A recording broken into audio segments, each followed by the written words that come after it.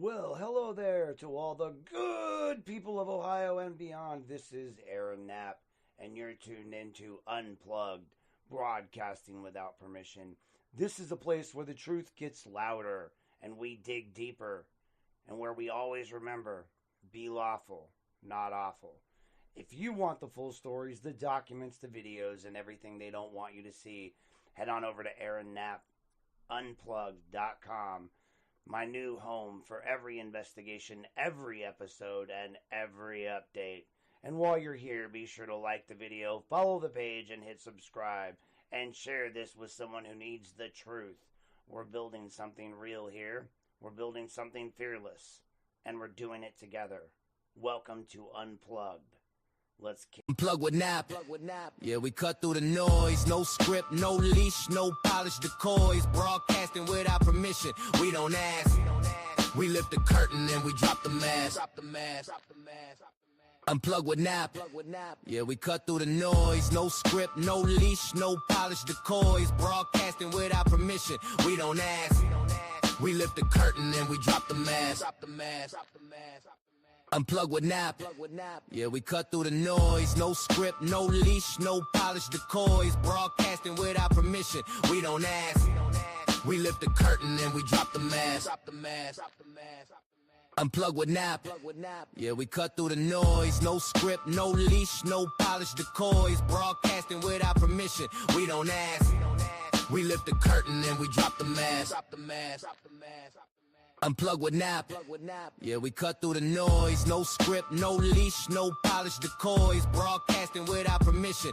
We don't ask. We lift the curtain and we drop the mask. Unplug with Nap. Yeah, we cut through the noise. No script, no leash, no polished decoys. Broadcasting without permission. We don't ask. We lift the curtain and we drop the mask. Unplug with Nap. Yeah, we cut through the noise. No script, no leash, no polished decoys. Broadcasting without permission. We don't ask. We lift the curtain and we drop the mask. Unplug with Nap. Yeah, we cut through the noise. No script, no leash, no polished decoys. Broadcasting without permission. We don't ask. We lift the curtain and we drop the mask. Unplug with Nap.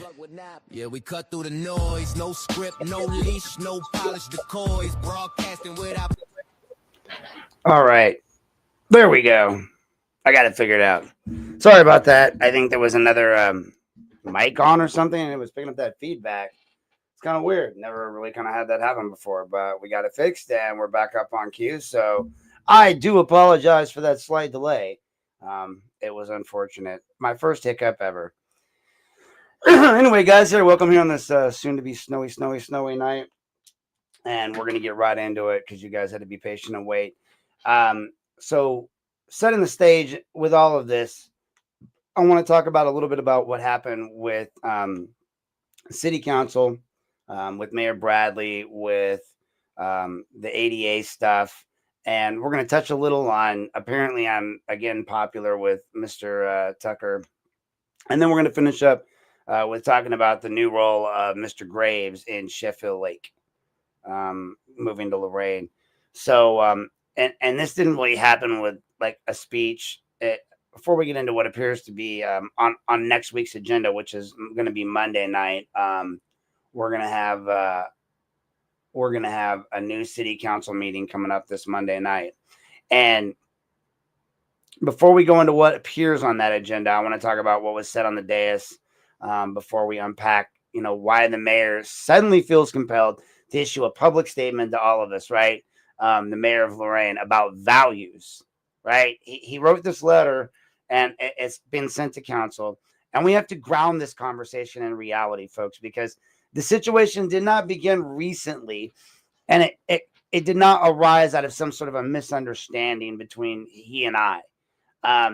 What's unfolding right now that you guys see, at least if you look at the city council agenda, did not start 2 weeks ago. It didn't start with a committee speech, a buffering live stream, or a technical excuse about the equipment, right? It began more than a year ago when I first notified the city of Lorain that I'm a disabled resident and the way that the city hall conducts itself during public meetings was creating access barriers, safety concerns, and predictable escalation risks for me as a person with a disability. I know you guys don't see it, and I mean, although you should, because all of you a lot of you have called me unhinged, crazy, all kinds of wonderful names, and that's great. But back then, it was funny because I gave the same kind of notice, and it went down the same way this time as it did last time. So last time, I was being yelled at by Joel, and he wanted me to sit down. Antonio Baez stood up for me, which was amazing. And then, you know, that's why I kind of felt bad about having to do what I did. But we set Joel straight on that. But then that behavior continued. And at the time, my attorney had advised me that I should file an ADA complaint, and he'd involved an ADA advocate, Jay Shore, who he works with a lot, who does a lot of ADA advocacy work. And I'd already had my ADA advocacy work, like issues with the service dog, but I went in there and I said, "Hey guys, like, here's all the accommodations I need. I need you to do this, this, and this, and I need you to stop yelling at me because I don't respond well to that." Now I get it. Nobody really responds well to being yelled at. But when we're looking at this scenario, I gave them notice that this was a problem that I'm working on, but I have issues with. I don't like being yelled at, called out for no good reason. Now let's not talk about the fact that it's illegal under council rules, Robert's rules. We've talked about this in my other podcasts. Like, there's just no way around it. They have no business addressing the public in their meetings unless they're a party to that meeting. So when I gave them that notice, it wasn't casual or informal. It was literally, it wasn't even ambiguous. It was not a comment shouted from the gallery. It was not a social media complaint. It was written in an 88 Title II notice invoking federal civil rights laws and placing the city on a formal notice of its obligations. Now, under Title II of Americans with Disabilities Act, once a public entity receives that notice, the law doesn't treat it as optional or aspirational, right? The city is required to engage in an interactive process to assess the reasonable accommodations that are required and to stop any practices that might have the effect of excluding, intimidating, or penalizing a disabled person for participating in what we refer to as civic life.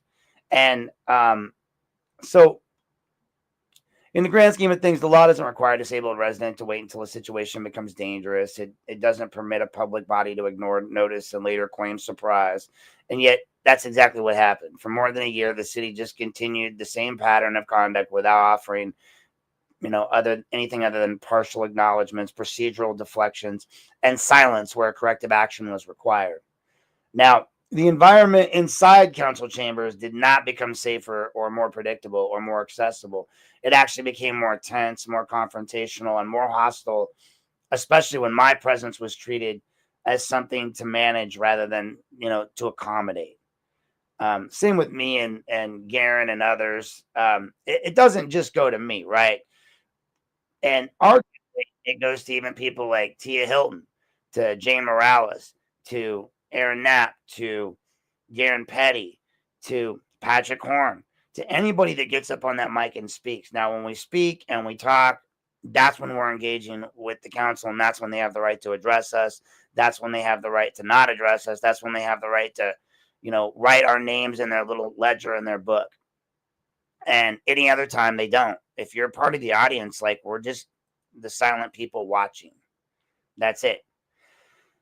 And so as we get into the second ADA notice that I sent and the sudden discovery of the city's values, right? 2 weeks ago, after a year of inaction and escalation, I sent a second ADA notice to the city. Now, that one didn't come out of nowhere either. It was sent to it was not sent to manufacture some kind of conflict. It was sent because the conduct had intensified and because the confrontations had become more direct, right?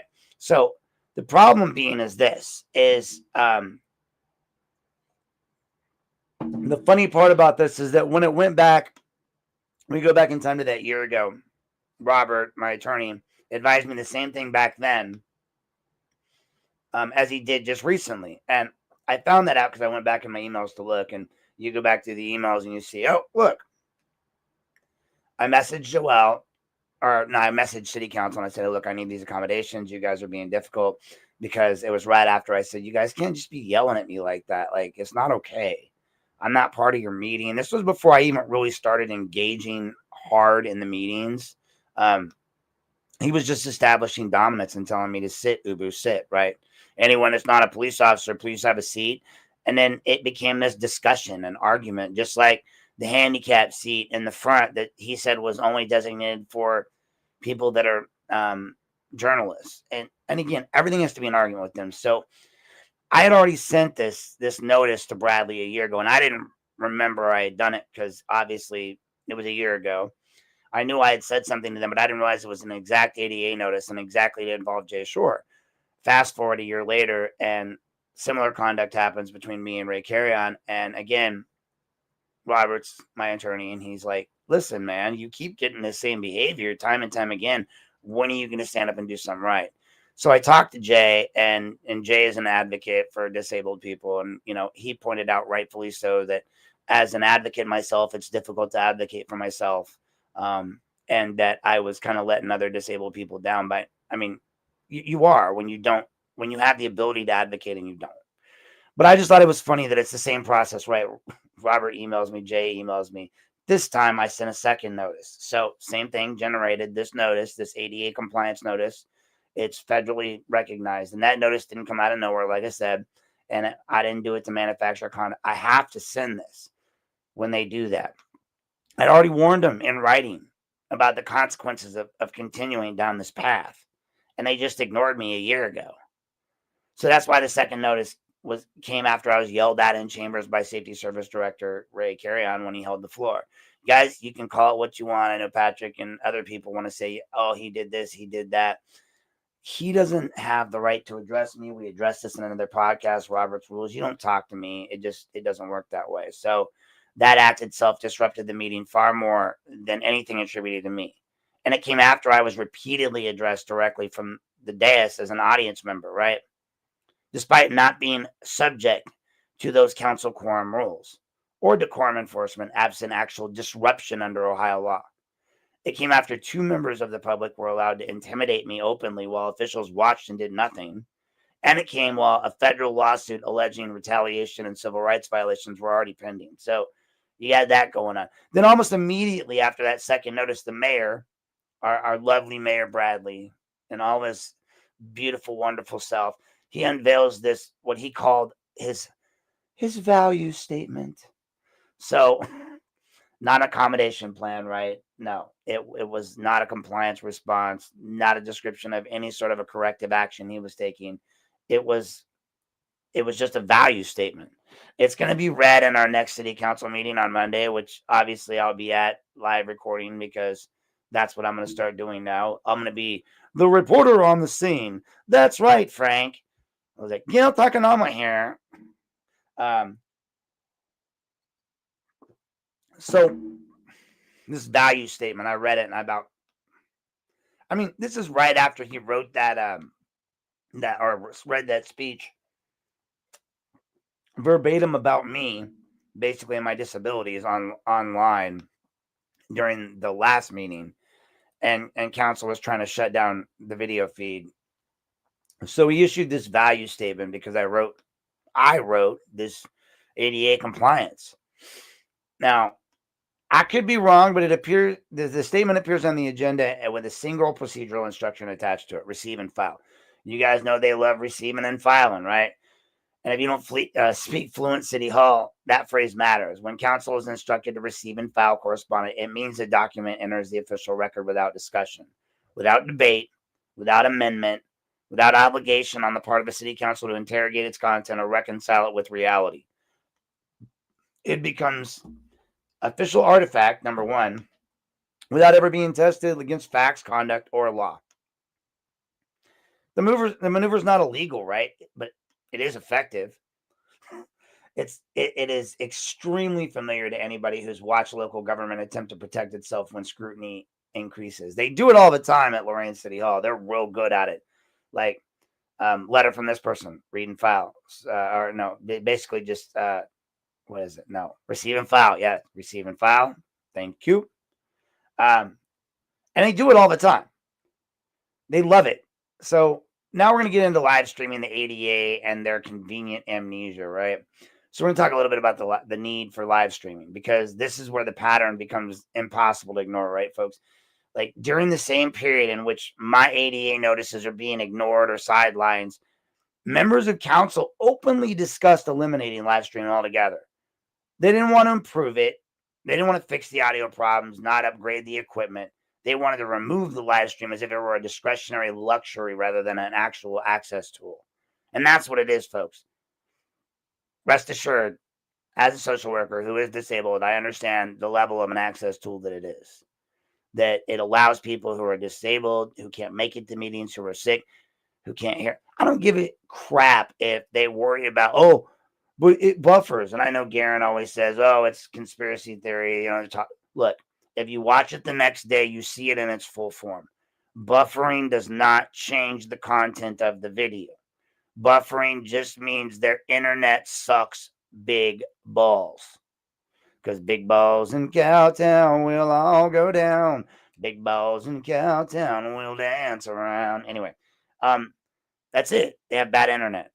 And it takes a while and it buffers, and there's no secret conspiracy going on. Nothing's getting changed.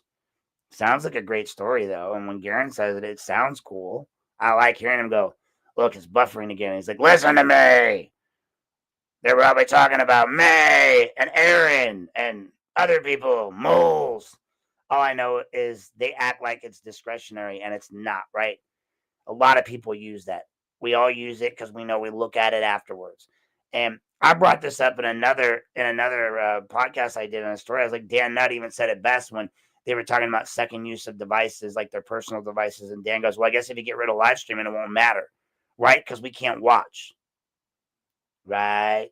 So the justifications offered, they're a little revealing. Council members stated that live streamers will not technically legally required. And they're right. And then it costs money. And the residents can simply file public records requests that people should just come in person if they want to observe the government. What they don't really acknowledge is the live stream has become a de facto accommodation during COVID, remains one of the residents with mobility impairment, sensory disabilities, and transportation barriers, chronic illness, and other conditions that make physical attendance unpredictable or unsafe. Once a public entity provides an accommodation that a disabled, people start to rely on, then it cannot just withdraw that accommodation in a way that has some sort of a discriminatory effect on it, even if that accommodation is not explicitly mandated in statute, right? And translated into layman's terms, that means they gave it to us. They can't just yank it away. If it'd be like if the government said, we're going to give you guys free hearing aids so you can hear. And then 6 months in, they said, they walked up to you like, I know you use these to hear, but sorry, no more funding. And they're like, sorry. That's it. They're taking away something from you, and they can't do that. I know. You look at me, people are like, he's using it, he's this, he's that. Look, I'm definitely disabled. I'm just stubborn as hell. Have you not realized that? I don't want to admit it. It took me forever to admit it. It took me forever to start addressing the issues, just like anyone else. We all struggle with them. We struggle with mental health. And for the record, if you struggle with mental health, I am a therapist. I know nobody believes it, but I am one. And I'm good when I'm actually in therapist mode. And if it's the holidays, if you're feeling a certain sort of way, if you're upset, sad, whatever, please reach out to someone, call 988, talk to a therapist. We all should talk to therapists. And regardless of what anyone wants to think, I'm not unhinged, but you should definitely see a therapist because these are good things for people. Mental health is a positive thing. So if you're feeling sort of down this winter, just know that I care about you. So Title II of the ADA prohibits methods of administration that have the effect of excluding disabled individuals, right? So regardless of whether the policy appears neutral on paper, replacing access with file a records request later is not really equivalent access, especially when the city itself acknowledges that the audio recordings are poor, incomplete, or unintelligible.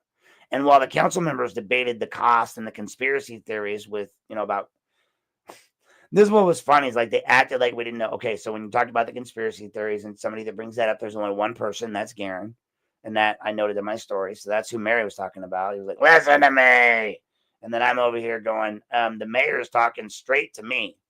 Like, you guys might have just left the room because the mayor is looking right at me when he's talking because he described my ADA complaint to a T. And I was like, wow, that's just fucking rude.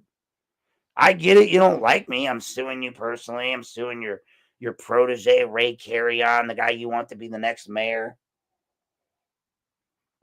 Oh, you guys are like, oh, Mary wants it. Ray wants it. Bradley can't keep it. I want to vote for somebody that nobody expects, right? Like somebody left field. Like, who should we pick for mayor? And I need to figure out. There used to be a way I could see what you guys were all posting when I'm in here, but I'm trying to think who should we pick for mayor. Let me look real quick and see if I can see also what people are saying by looking. Let's see. Leave studio. No settings. It might be in settings. Let's see. Mm-mm.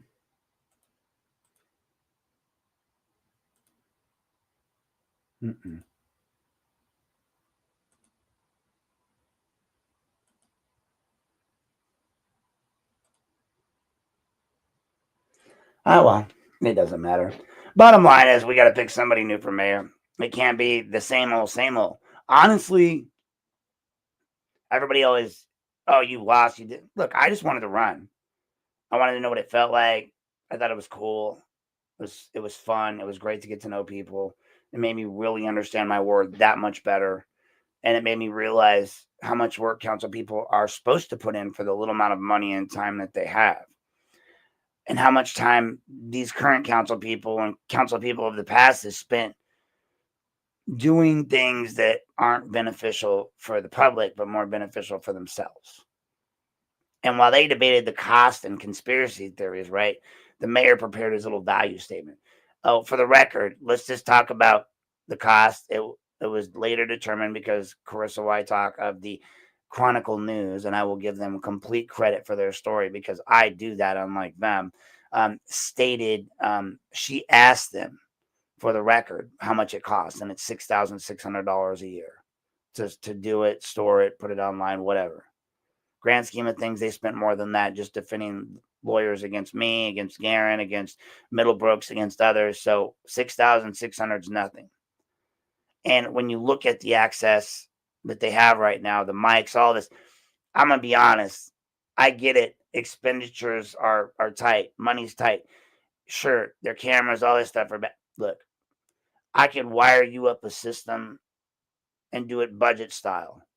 Granted, I get it. Maybe that's not your best option right off the bat. But think about this. What if instead of worrying about all this other stuff, you set up a nice little system where you had, everybody on a laptop and the laptop posted like a Zoom and the Zoom posted up like everybody. And then, you could, anyway.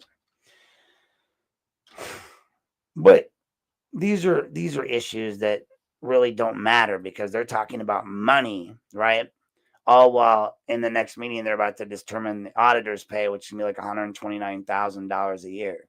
Like, they talk about the money that we can't spend $6,000 on something for the public to actually have videos, but we can spend all this money. We can spend, I think, $49,000 to equip 12 police cars or 10 police cars with Harris L3 radios. You guys know what those are, right?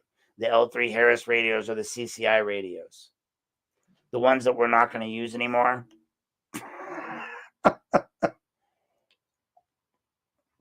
Let that sink in. Just on a county level. But anyway, that's for another day. The timing's not accidental. The value statement's not insulation. It's not something that's like, the value statement is insulation, not compliance, right? They're trying to protect themselves. And what matters most about the mayor's value statement is not its tone, right? It's the function. Documents like this are not written in a vacuum. They appear when administration feels pressure and needs language on paper that sounds principled, while kind of avoiding the legal commitment. Nowhere in the value statement is there any mention of disability access as an operational duty. No reference to ADA Title II compliance, despite the city having received multiple written notices from yours truly. And I know others. Garen's mentioned it before. I know he jokes, get me a wheelchair, whatever. But look, guys, disability access isn't a fucking joking matter. You can say what you want about it, but I believe in it. Somebody who is disabled, who has access issues, who has a disability parking pass, who understands the access. I am a service dog that has made you guys from James McCann to law enforcement have made me feel uncomfortable to take my dog anywhere. So I don't. I'm uncomfortable going into City Hall. For a while, I was scared to go in my own government building.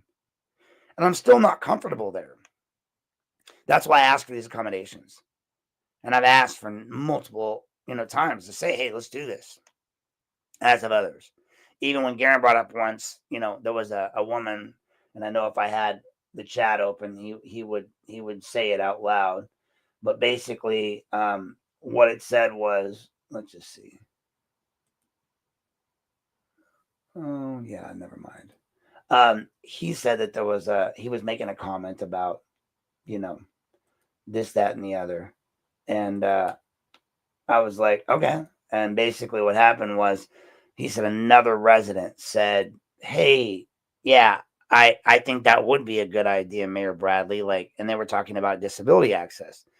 Now, it's no secret, City Hall is not ADA compliant. That place is, as a social worker, that place scares me. Okay, you have one ramp out front, which is just a little handicap dip. Beyond that, you guys don't have anything that's really ADA compliant in your building. You don't broadcast your meetings on something that would be considered ADA compliant for the hearing impaired. Your building is completely sloped floored. You have no handicap access. The one you do is in the very front, and it's a black chair that's supposed to be comfy. I guess that you can move if someone in wheelchair access needs to get there. And Joelle rushed me out of that chair one day for sitting in it because apparently unseen disabilities are okay to discriminate against. But, what I would like to see and what I'm going to ask for and what I'm hoping that my advocate will work with me on is that I'd like to see this. And I know, whatever. I know we can't get everything fixed in City Hall. And I know they're going to say they're grandfathered in, but they're not. Because here's the problem. Anytime you've done internal work and structural work on the building to improve it, then you suddenly have those sections become party to modern building codes. I mean, just recently you approved money to have the outside of the police building painted. So you're doing that. You're making structural changes inside. You're adding doorways and doors to the clerk's office. You're upgrading and updating procedures all the time in this building. So for you to claim that you're grandfathered in now suddenly under ADA access kind of seems a bit preposterous. So if I were, and I am a social worker with ADA understanding, even though the advocate, Jay Shore, is much more knowledgeable in this area than I am. Honestly, when we were talking our first time, he was like, really, why do you need me? You're an ADA advocate yourself. And he's not wrong. I mean, at Rockin' on the River, they called me the dog guy 5-6 years ago. Even though certain podcasters in this town and bar owners want to call me an outsider, I helped get dogs permitted access to Rockin' on the River, especially service dogs. People sometimes just don't understand. And I get it. And no one understands what I'm doing. Nobody does. Nobody really does because they go, you attack both sides. No, I don't attack both sides. I attack decisions that are wrong. I attack actions that are wrong. I go after a reason. I have a moral code. I'm going after and trying to strike down things for moral reasons. It doesn't have anything to do with the individuals. I don't hate any of these people. I don't hate Tucker. I don't hate JD. I don't hate Jack. I don't hate Solo. I don't hate Tia Hilton. I don't hate Aiden Vogel. I don't hate anyone. I don't hate anyone, period, other than maybe myself. Because that's the thing you guys fail to realize. I'm a therapist. I get more than most people do when it comes to the brain. Our own worst enemy is always ourselves. Nobody dislikes you more than you. Go look in the mirror. And I'll give you a little free therapy on that one. Just that's the problem, is that you assume everything's about you because you make it about you. Could it be that nobody gave a crap? Maybe. But right now it is about me, right? I'm putting that pressure on this administration. I'm putting the pressure on them as a disabled person that they ignored in the beginning. Again, of course I didn't. I sent them the letter, but I didn't push hard because nobody with disabilities does that. It's embarrassing when you were a fully functional human being before, circumstances and service to your country made you a non-fully functioning human being. And then you worked really hard to go from somebody that they said would never work again and may never get off painkillers or be fully whole again to somebody that's clean of painkillers, somebody that's turned their life around, somebody that was going to be that was considered a homeless veteran, somebody that went on the HUD-VASH program, somebody that got housing assistance, that's somebody that turned their housing assistance into an ability to get an AA degree. And then they were like, well, when does this end? Well, I said, whenever I'm done. And I went to OSU and got my social work degree and my minor in drug and alcohol counseling. And then this chief of police comes out of nowhere and just fucks me. And then everyone else along the way fucks me. And I still don't hate any of you. Tucker, he posted videos of me online. He didn't give a shit about what that would do to me. Yes, you're right. So, Tucker, you didn't believe that in that moment that my ass beating was enough. You felt that you had to put it online too because you wanted your clicks, your likes. And that's fine. But nowhere in little Mr. Bradley's value statement is there any mention of my disability or any of the issues that I have going on, right? No. And it's an operational duty on their behalf. There's no reference to ADA Title II compliance, despite the city having received multiple written notices. No acknowledgement of the interactive process required by federal law. No recognition that the city has already been informed that this conduct is actually creating access barriers and safety risks, not just for me, but for others. No meaningful discussion of public participation beyond compliance and control, right? Sit, stay, Ubu. Good dog, Ubu. Participation is framed as implicitly as something that has to be managed rather than facilitated. And silence on access itself is like a value or a choice. Now, by instructing council to receive and file statements without discussion, what they do is the administration ensures that none of these omissions can be challenged in real time. The document gains procedural legitimacy while remaining insulated from any sort of public scrutiny. Later, when enforcement escalates or residents are removed or charged, like Garen Petty or whoever this other selective first person was that I don't know who they're talking about,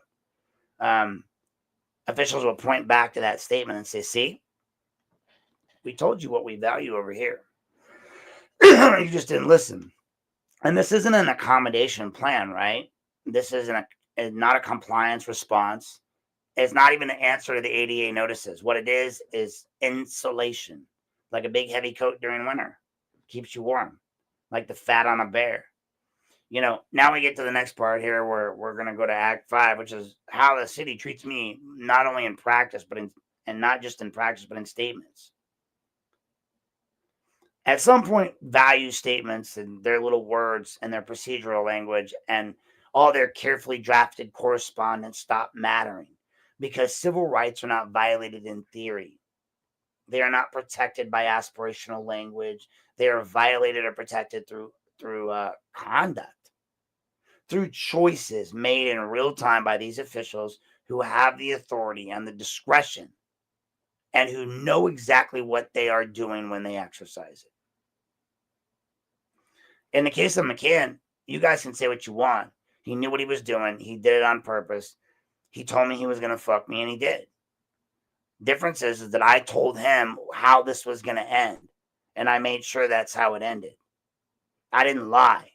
In the beginning, I can go find the fucking email to this day where I told James fucking McCann, yo, bro, listen, I get it. We're both alpha. Well, I'm an alpha, and you want to be one. And you're over here going, I'm going to do this and I'm going to do that. And I'm a chief of police. And I knew you were writing my board, even though I couldn't get it at the time. I knew you were talking to other people, even though I couldn't get it. I got a little smidgen of it from the courts. And by denying me it, all you guys did was give me more time because the tolling clock stops. But I knew a bitch ass like you was going to do some backstabbing little bitch ass shit, right? Because that's what little bitch ass Coast Guards do. You had your kid, little Air Force guy come at me. Air Force kid is an SP. You don't think I don't have connections? I have people in the Air Force. They called and they told me, yeah, he works at this base. He's special police. I wouldn't worry. Why not? I mean, like he's online doing this, this, and this to me, and they're like, yeah, but he's in the Air Force and he carries a gun. And I was like, okay. They're like, oh, that's right, you were in the Army. I'm sorry. People that carry guns on our bases are usually the lowest of the low, right? They're security. We don't do guns. Remember, we live in like Air Force hotels and shit. Oh, my bad. Okay, cool. So he came at me hard, and I just told him, this is how it ends. You guys want to get mad at me, but this is some eye for an eye shit. I don't really care. Yeah, as Tucker would say, I keep coming at people. Oh, boo-hoo. Maybe you should have kept me off your radar. Maybe you should have never come at me. Maybe you shouldn't have posted footage about me online or talked about me as McCann did to my board. I mean, let's just get it clear. My board called me and goes, we just want to know what you did to make a chief of police figured out social workers were, that they had a board and how to get in touch with us. This fool was online, like he was asking questions like, shh. I looked it up and it says social workers are da-da-da-da. So why was he doing da-da-da-da? Ooh, McCann Googled it. He looked it up. So let us stop talking about what the city says it values and start talking about how the city behaves when I'm physically present in their chambers and others. I've been yelled at loudly and aggressively by the safety service director in a public meeting while he held the floor and while the meeting was alive. And while the council president allowed it to happen, Demakia, without interruption or correction, right? In fact, you can clearly hear him and little Miss Springowski in the background. Ray, Ray, Ray, Ray, Ray, Ray, Ray. Out to all of our departments and assure that as part of our regular checklist that we have for many projects, that we can visit this. This is not a common area because we typically don't waive fees. So it's one of those areas that we'll revisit here as we move along. Why do we? Thank you, Mr. Carrion. Say something? Then why are we? Say something? Then why are we? You want to get an attitude? You work for me, Carry On. Well, that's right. It was Joel that was president. Yeah, get it. Do it. Still did nothing, right? Did nothing. No interruption. He didn't correct it. Mr. Knapp, that outburst was not a response to me disrupting the meeting because there was none. What I was doing cannot be even considered a disruption under law. That can't be considered a disruption. Neither can criticism or certain things. Intent matters. And it was not an effort. There was no effort to restore order because order had not been lost. It was an assertion of dominance on behalf of the council, delivered from a position of authority, directed at a resident who had already notified that very city council that this kind of confrontational escalation creates disability-related safety concerns. Meaning, if you yell at me like that, I yell back. I match tone. If you want to be a motherfucker, I'm going to be a motherfucker back to you. Sorry if that hurts your little fucking feelings. I'm Gen X, and I'm broken. So if you don't like it, well, fuck off. So that's what they did. Directed at a resident who, again, behaves himself when not directly confronted. No warning was issued to him, to Ray. No gavel was used. No decorum rule was cited. They didn't do any of that. The incident was allowed to stand as normal. And then they tried to stop the meeting. They did all this. I've been addressed directly from the dais by council members while seated as an audience member, despite the fact that under Ohio law and Robert's Rules of Order, members of the public are not participants in the meeting unless recognized during public comment. That's it. Addressing a citizen from the dais is not neutral. It places the weight of the institution against an individual. And when it's done secretively, it becomes intimidation rather than governance. Those directives were not issued equally, right? They were not issued to every person in the gallery.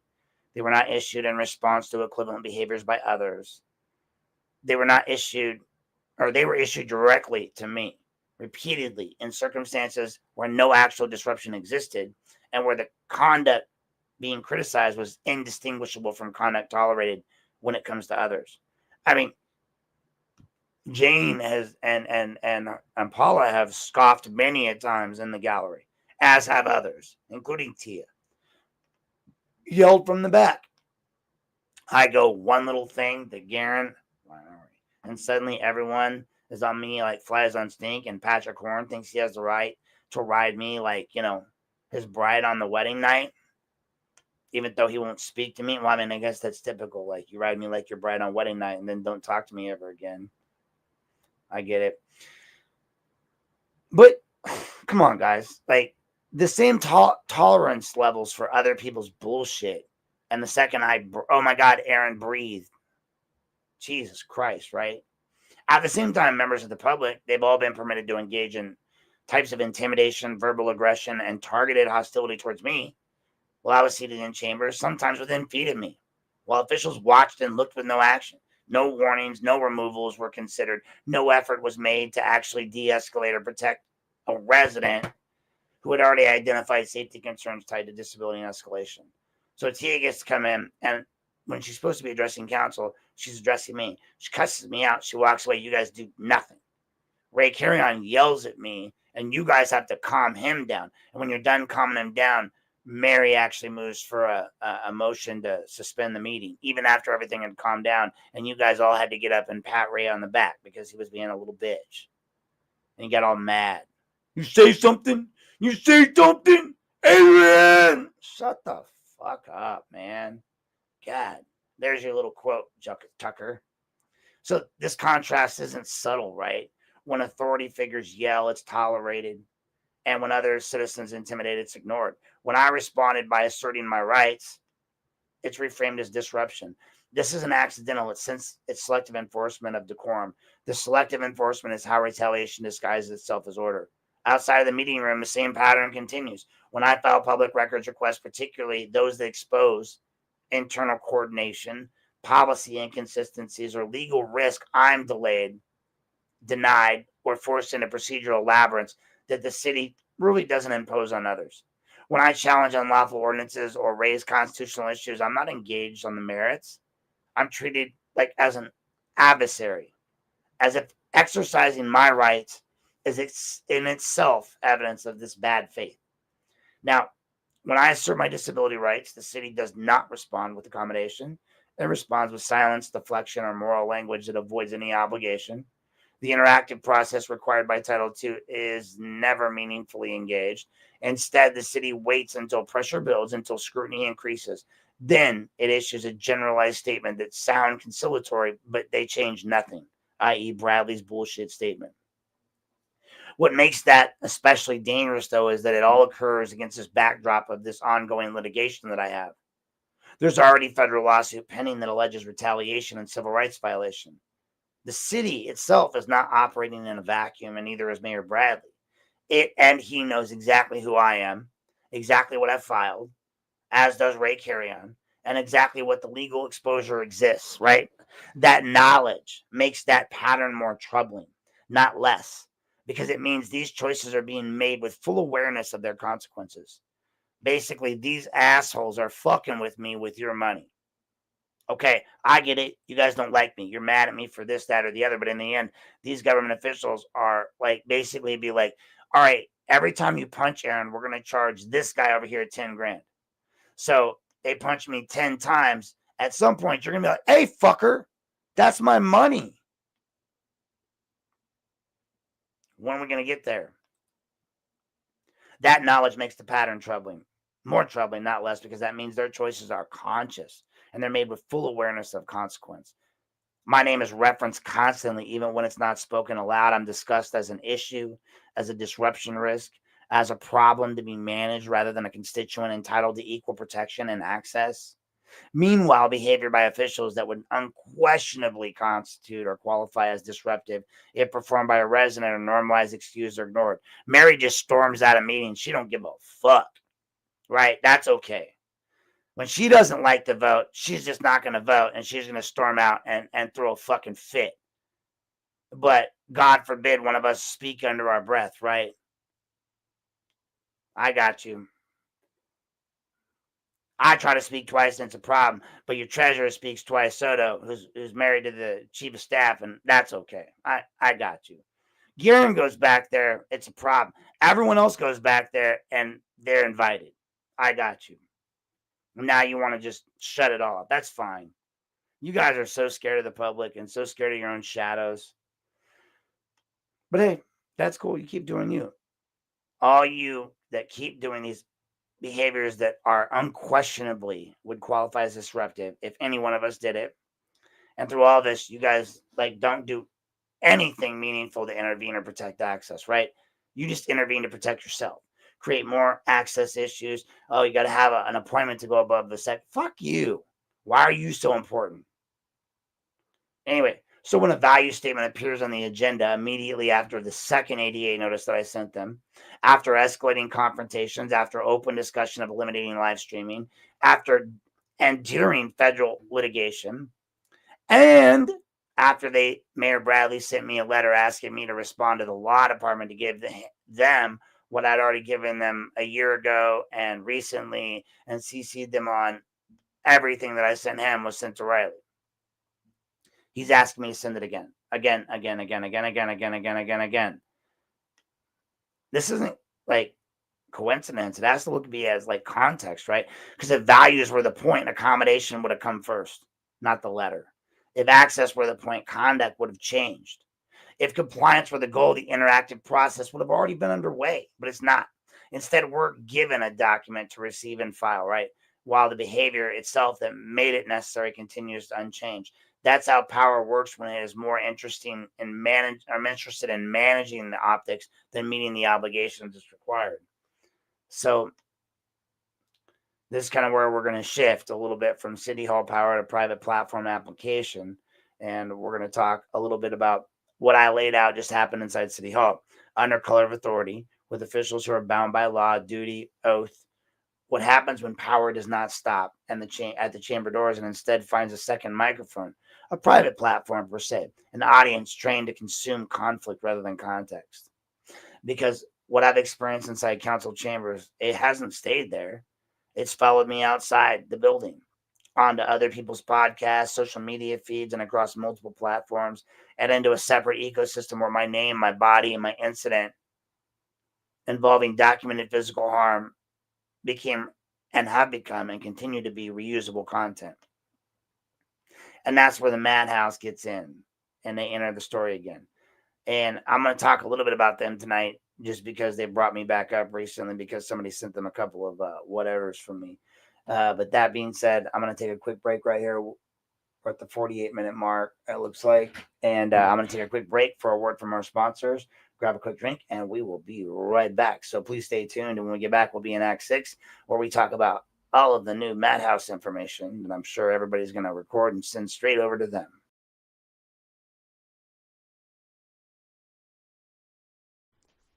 Here at Unplugged with Aaron Knapp, we like to thank our sponsors. We have a few unofficial sponsors tonight, and they are definitely not paid sponsorships.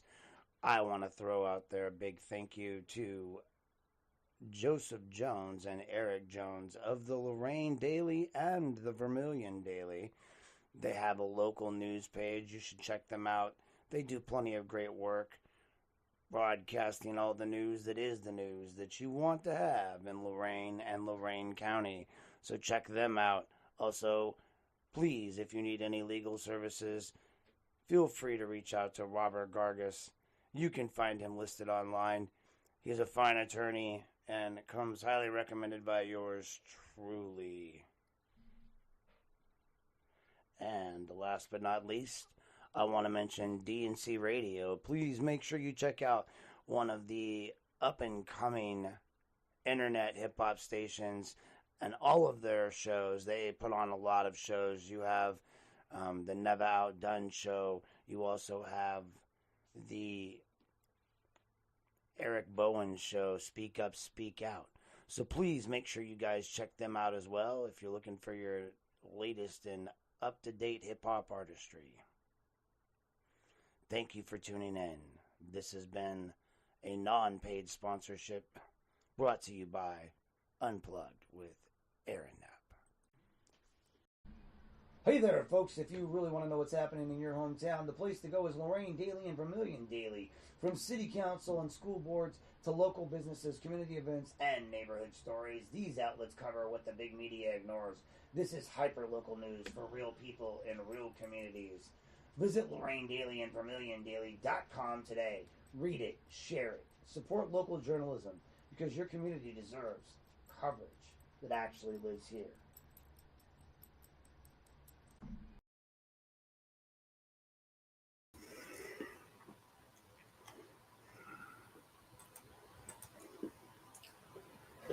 Alrighty, guys, we're back. Thanks for waiting there while I refilled my bowl of beans and my drink. But we're in Act 6 here. This is when you moles want to get your cameras ready. Just send over to Mr. Tucker. But this part needs to kind of be grounded carefully because it's not about personal dislike, tone, or internet drama, right? It's documented conduct, repeated distribution, and the deliberate use of my name, my likeness, my own recorded speech across multiple forms for apparent gain. I get it. The Madhouse loves me. They like to talk about me. They make whole episodes about me, like entire episodes, multiple episodes across multiple platforms, multiple shorts. They live off my clicks. And the Madhouse podcast did not revive my name because of new facts, right? It revived it because I discussed the incident again, and I discussed a Facebook Messenger call that I received from a member of the Campana family, and that discussion circulated. Someone clipped it. Someone sent it to Tucker. He says it himself in the video, and then, of course, someone asked me about it, so, of course, I go look because I'm human, and Tucker opened his episode by stating that the video was sent to him and it annoyed him. And that matters because annoyance is not journalism, right? I'm not annoyed by his video. I am not feeling any annoyance. Annoyance is not a public duty, right? Annoyance is this emotional reaction. When irritation becomes the reason that you record, upload, or clip, or distribute, what follows in content creation is not clarification. It's just content, right? At that moment, a decision gets made. He could have ignored it. He could have verified what I was saying or what I was referencing. He could have identified which video was being discussed. Instead, he assumed the reference was about him, about his bar, and the Madhouse incident. He built an entire response on that assumption. And that's because there was, as he would say in his, he said, well, maybe he's not talking about me. Okay, you're right. What he said was, he started saying it like it was me saying it about him. And he said, well, maybe he's not talking about me. And I clearly wasn't. I was talking about something Angel's talking about. He said, there's another video of someone doing where I'm fighting at a bar, supposedly. But this one I've talked about. I went to this other place that everybody keeps talking about to pick somebody up with a friend. We went in at closing time. We're trying to pick this person up. And this guy got mad at me for wearing a Republican sweater and tried to fight me. And even people I know that saw that video talk to the owner and were like, yeah, there's no way we're releasing that. That guy attacked him, yada, yada, yada. But everyone keeps making it about me. And so I brought that back up, not the ass whipping at the Madhouse. Yes, I know that video is clearly online in multiple places and multiple formats. He made sure of it. And even though I was running for office and even though I was in public, he uses that podcast for monetary gain, as I'm trying to do possibly with mine now, because he talks about like fees and whatnot. But he assumed the reference was about him and his bar and that incident.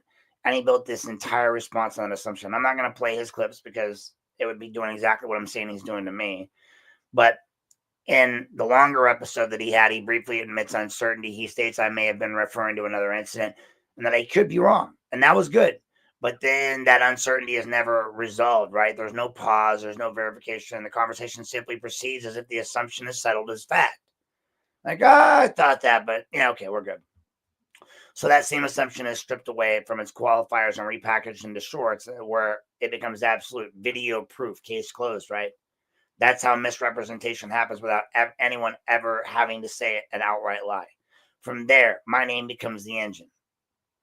The discussion stops being about facts and becomes about me and my character, my credibility, right? My motives, my tone, my reach, my audience, my views. He talks openly about engagement, compares numbers, frames relevance as competition, right? Those aren't straight comments. They explain why my name keeps being used, right? He knows these numbers, so he must be following me. I don't know his numbers. I don't know how many friends he has. I don't know if I have more or less than him. I don't know if I have more views than him because I don't pay attention to him. The only time I watched him was because of Amber.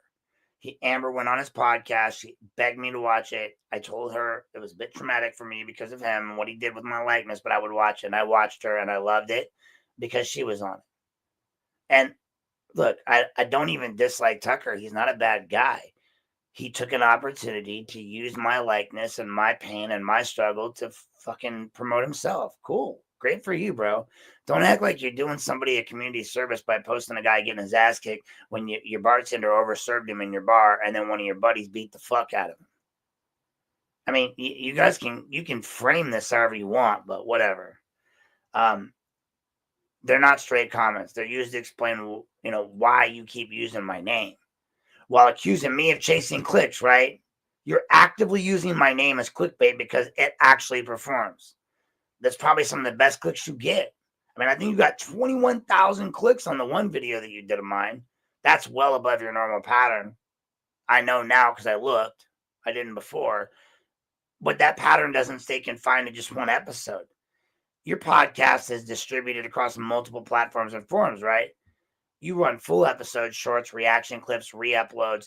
Your titles using my name. Your thumbnails are tied to my likeness. Your segments of my own podcast replayed on your show. My voice, my statements, my content lifted out of context and rebroadcast as fuel for your reactions. That distinction matters, right?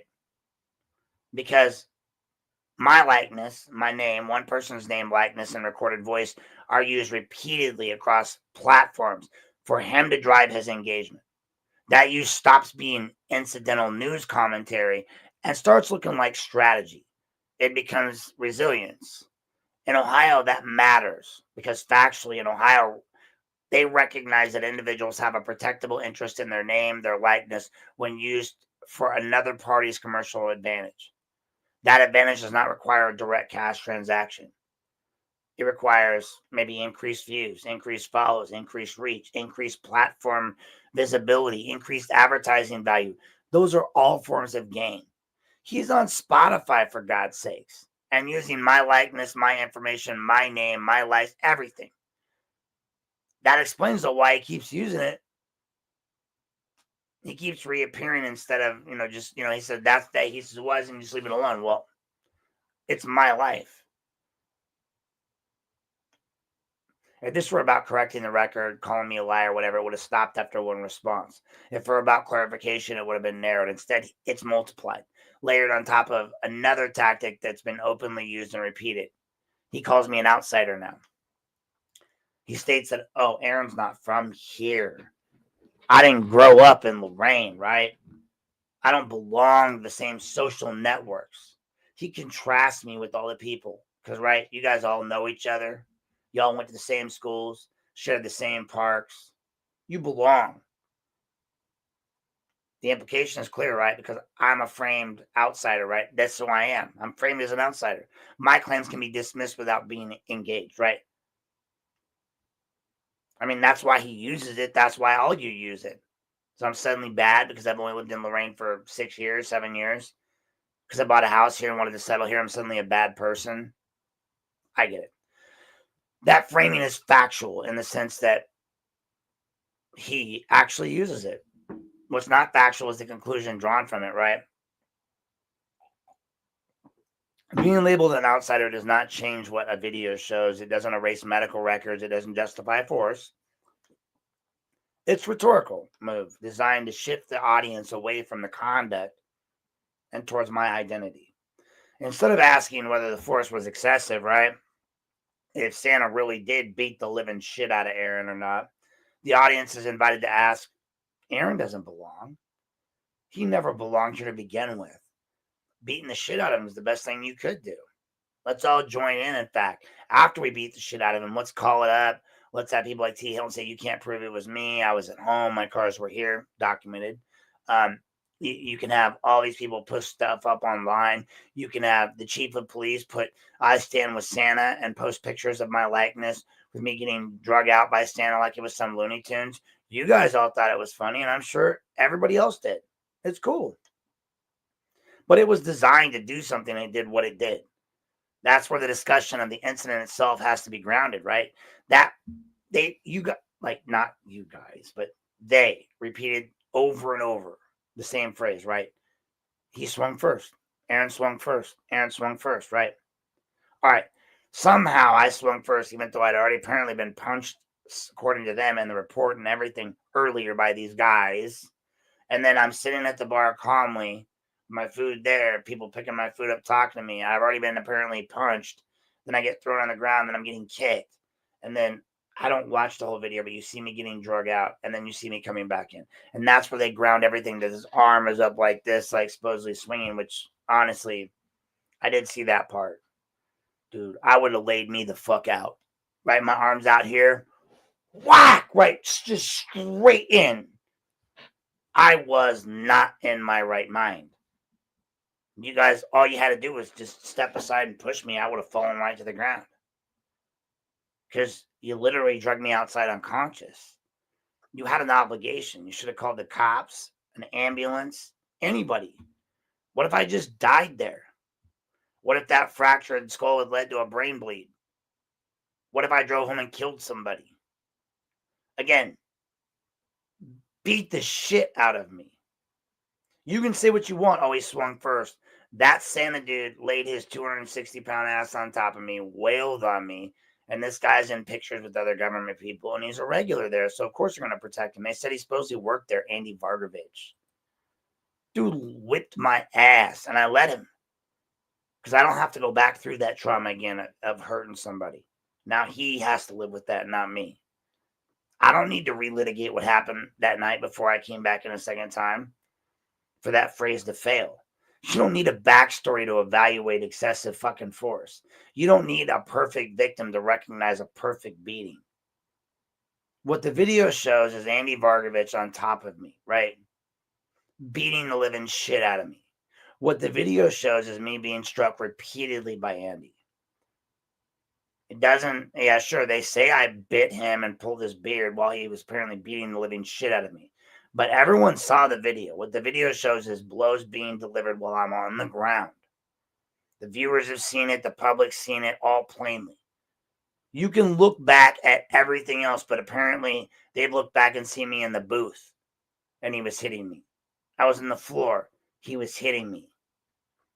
As you watched, someone, like, they literally, like, Gito stood there literally and watched someone beat the hell out of me. He even said it in a podcast. One of my family members asked me why I stood there and watched an old man get beat. And they replayed that podcast again with my name, my likeness, everything in it. Fine, whatever. That's how people describe what they see. Cool. I get it. If you need clicks that bad and you need me, Tucker, clip away, baby. But it is technically illegal. I'm not going to go clipping your podcast and putting them in mine because that's your intellectual property and that's not okay.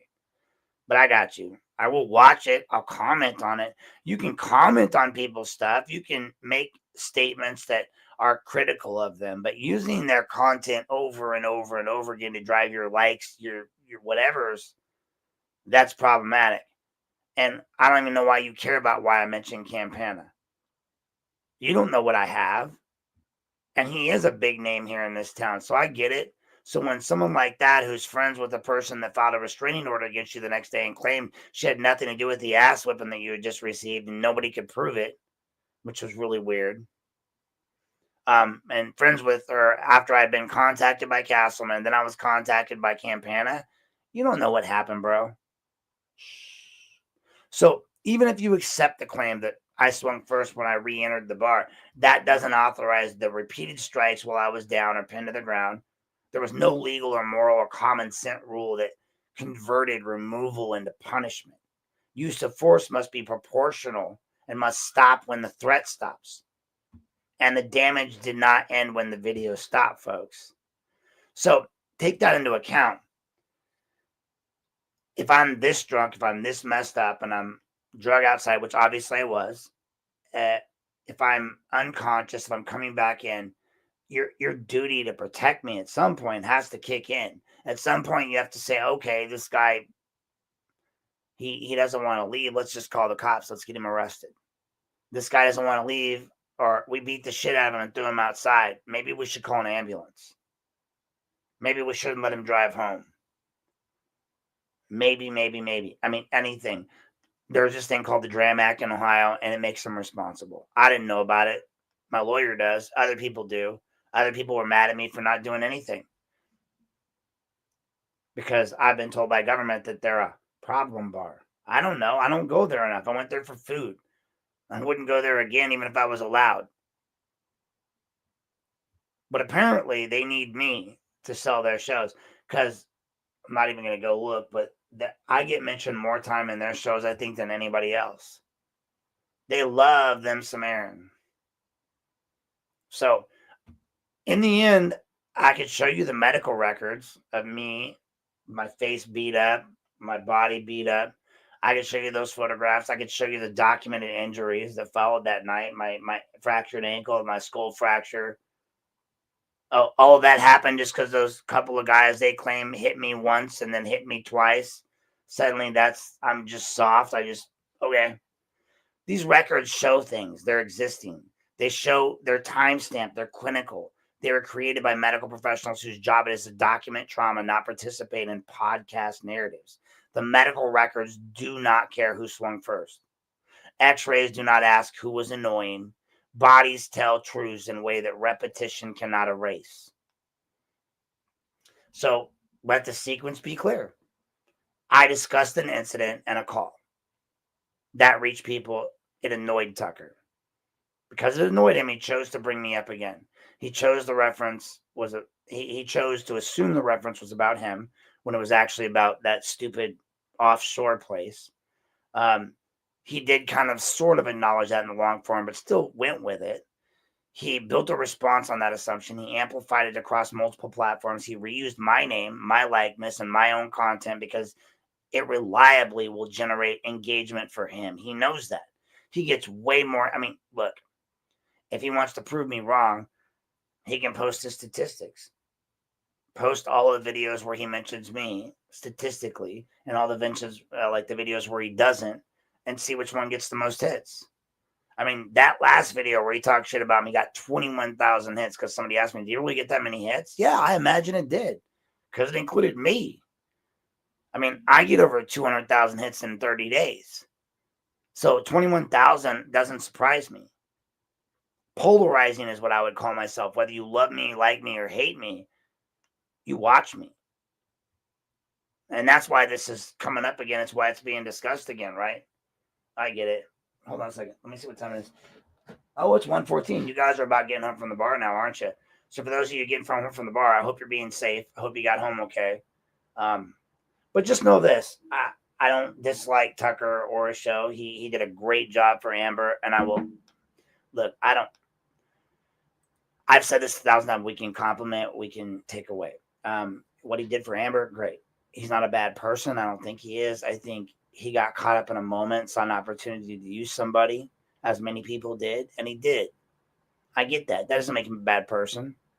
He wasn't involved in the assault. He had nothing to do with it. In fact, he was the only one involved in all this. Tucker had zero to do with any of this. He sold the narrative on behalf of Gito, on behalf of his friends, because these people acted on his behalf in the bar. That's what's the problem.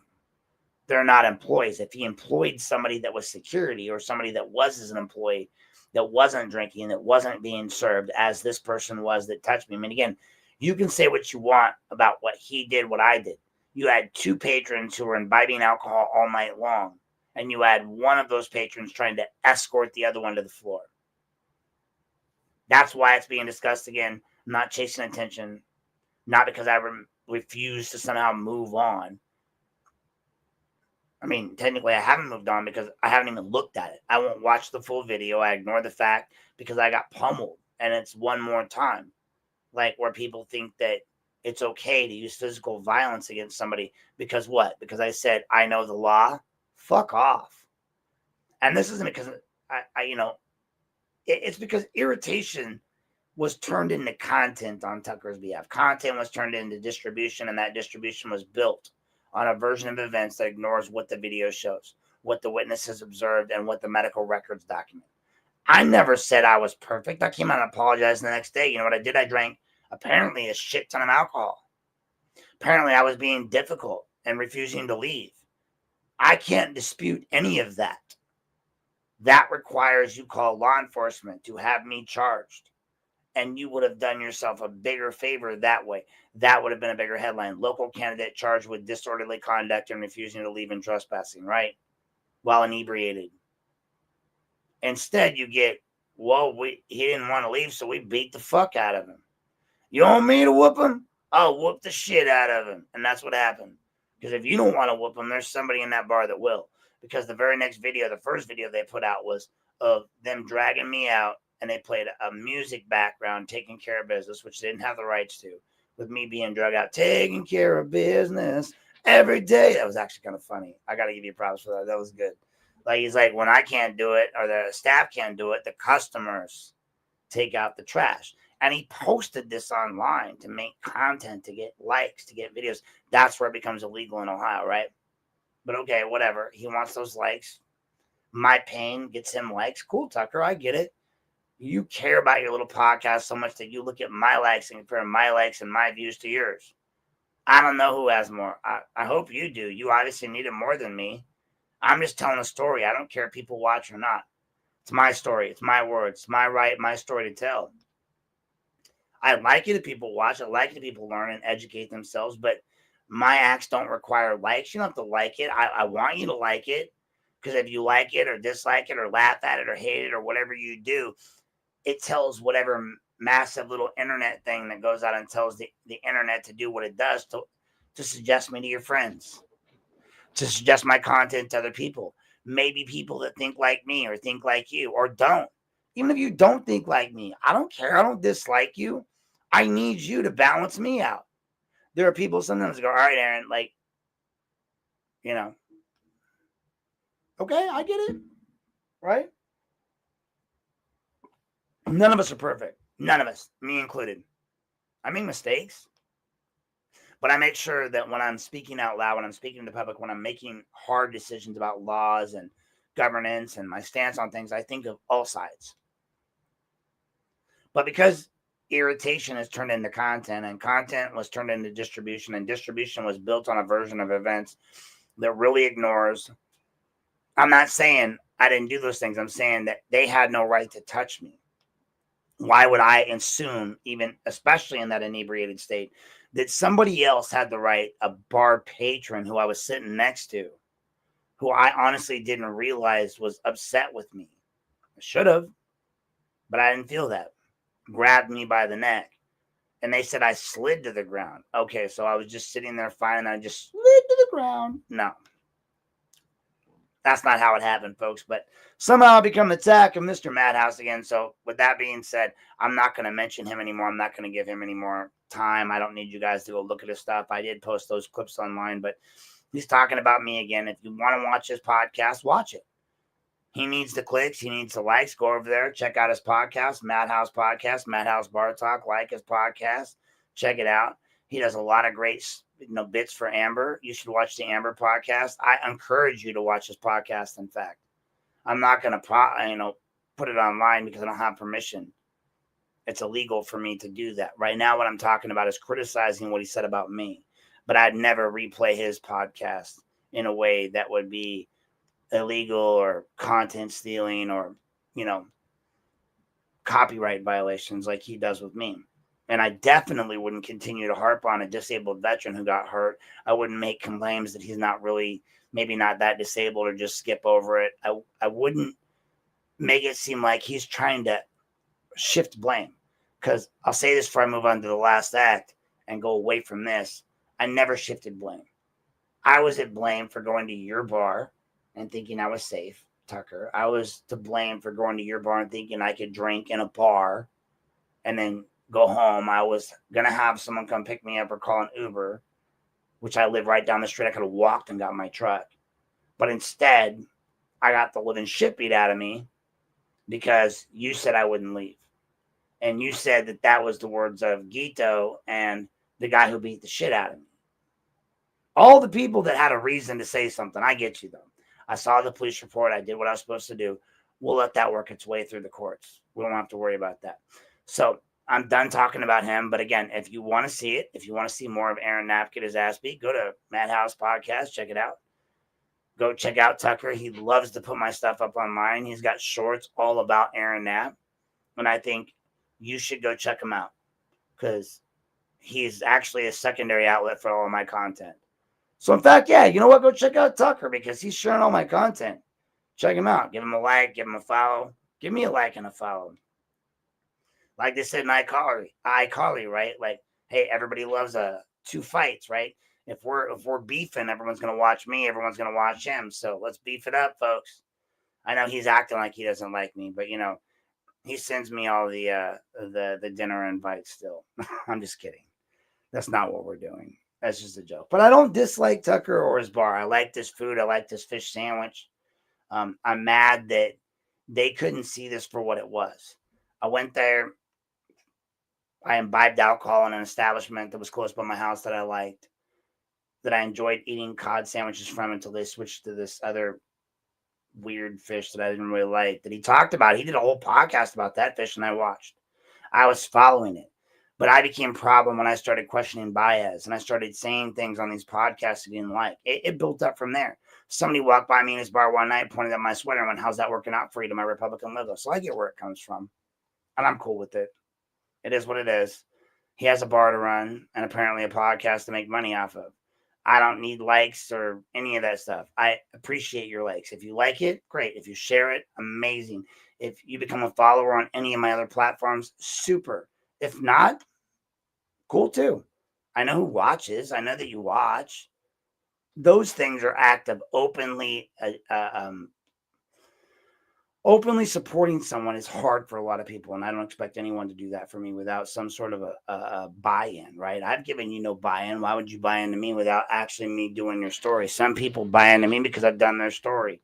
And for the record, before I get to this next part, I'm just going to say to everybody out there, if I'm doing your story, and I've been doing, there's a lot of you in my inbox, a lot. Oh, God. And I'm sorry. I know I tell some of you like a couple times, I'll get to it. Nikki is my friend.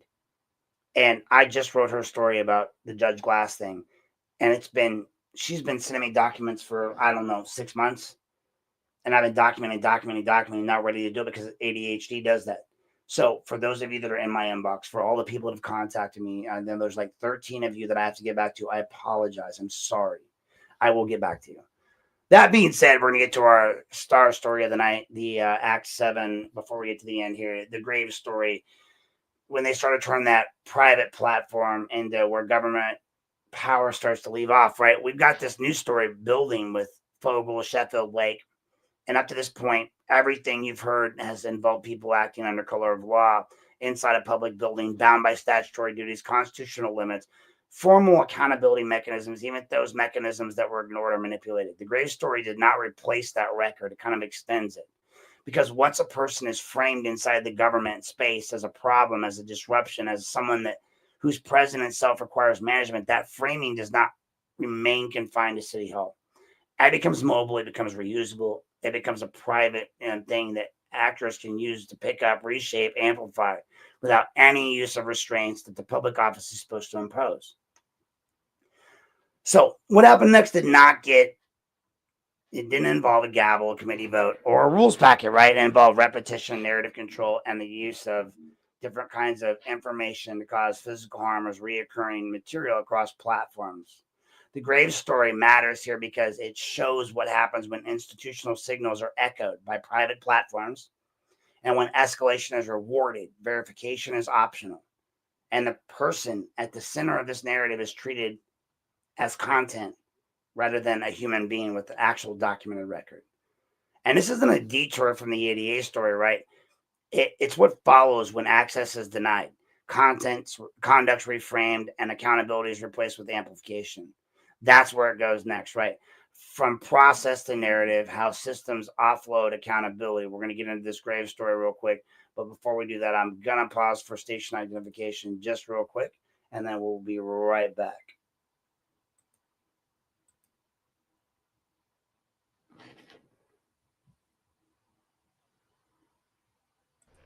If you own a business and you want to reach customers right here in Lorain County and Vermilion, this is your opportunity, folks. Advertising space is now available in Lorain Daily, Vermilion Daily, and DNC Radio. That means your business can reach local readers, local listeners, and a highly engaged community audience. And here's a bonus. For a small add-on fee, your business will also be advertised once per episode on my podcast, Unplugged with Aaron Knapp, as long as your ad remains active on one of those two platforms. This is web exposure plus podcast exposure in one package. If you're interested in advertising, contact me now to reserve your spot through Facebook, email, or reach out directly. Ad space is limited and local visibility matters, folks. Unplug with Nap. Yeah, we cut through the noise. No script, no leash, no polished decoys. Broadcasting without permission. We don't ask. We lift the curtain and we drop the mask. Unplug with Nap. Yeah, we cut through the noise. All right, thanks, guys. So what the Grave story illustrates here is, when placed in proper context, is what happens after institutions stop engaging problems through process. Instead, they allow them to be managed through like a narrative. Because the narrative is easier to control, right? We all figured that out. Tucker knows it. Everyone knows it. It's easier to redirect. It's far less dangerous to those in power than compliance, right? Inside government, there's supposed to be guardrails, notice, triggers, duties. Complaints trigger review. Escalation is supposed to produce correction. And when those systems work, conflict narrows. Facts matter. Outcomes are governed by law rather than perception. Take, for instance, Aiden Fogel. But when those mechanisms are stalled, ignored, or deliberately delayed, pressure does not disappear. It accumulates. And when that pressure accumulates without release, what happens? You guys know. It blows. Systems will look for other ways to relieve it. Kind of like when you don't take care of your partner. People cheat. When you don't take care of your constituents, they're going to leave you. One of those ways is displacement, right?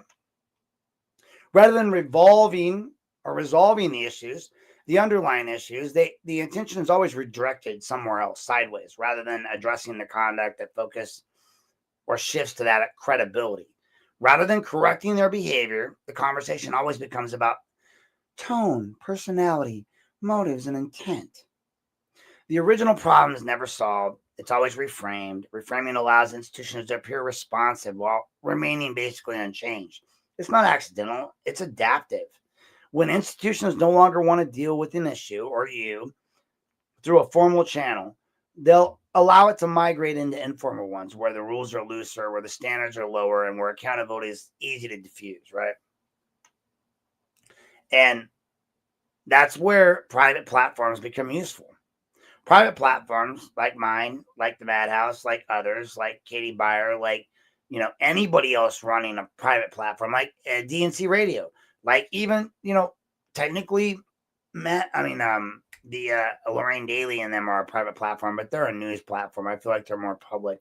They're not bound by open meeting laws and are subject to public record statutes or have any document. Like they don't have to document their decision making though. They don't have to engage in interactive process. They're not required to escalate or de-escalate or be proportional or recognize their claims or reconcile their claims with evidence. They're free to speculate, repeat, exaggerate, editorialize, and they are rewarded for doing so. Now, I will say in the case of Lorain Daily, all those things, while they may be true, they also are a very solid newspaper that always looks to tell both sides, right?